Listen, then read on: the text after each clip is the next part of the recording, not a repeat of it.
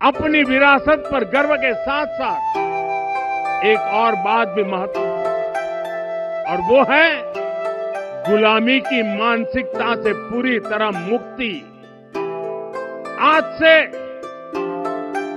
190 साल पहले 190 साल पहले साल 1835 में 1835 में मैकाले नाम के एक अंग्रेज ने भारत को अपनी जड़ों से उखाड़ने के बीज बोए थे। मैकाले ने भारत में मानसिक गुलामी की नींव रखी। 10 साल बाद यानी 2035 में उस अपवित्र घटना को 200 वर्ष पूरे हो रहे हैं।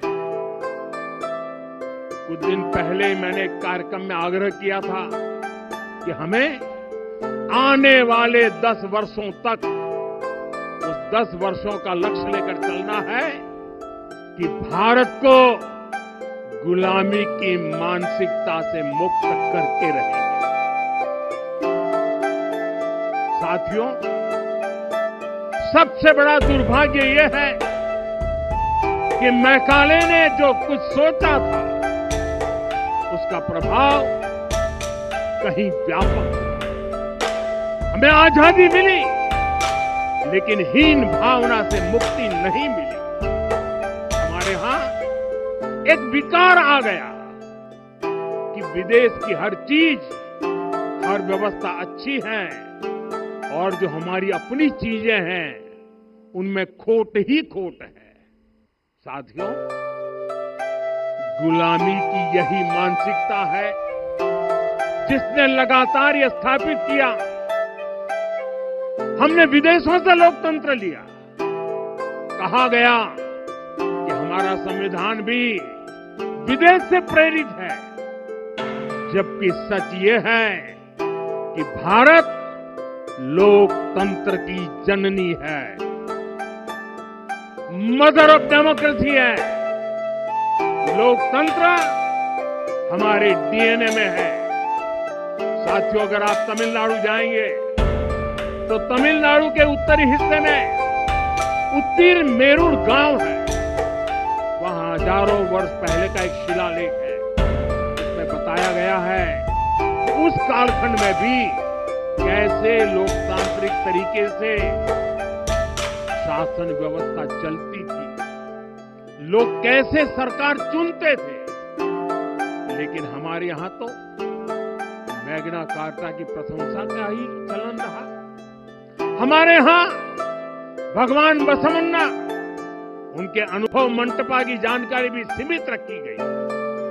अनुभव मंटपा यानी जहां सामाजिक, धार्मिक और आर्थिक विषयों पर सार्वजनिक बहस होती थी, जहां सामूहिक सहमति से निर्णय लिए जाते। लेकिन गुलामी की मानसिकता के कारण इस भारत की कितनी ही पीढ़ियों को इस जानकारी से भी वंचित रखा है।